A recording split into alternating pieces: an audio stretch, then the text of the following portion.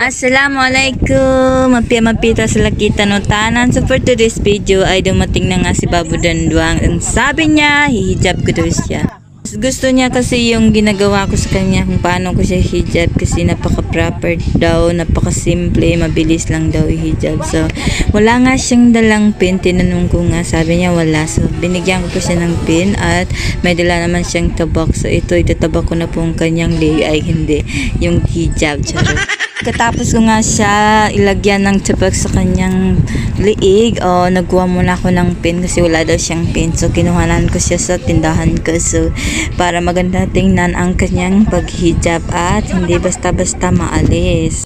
Ang pagdadala naman talaga ng hijab ay depende naman yan sa tao kung saan ba siya kontento. So kontento nga siya maghijab, so maghijab talaga siya.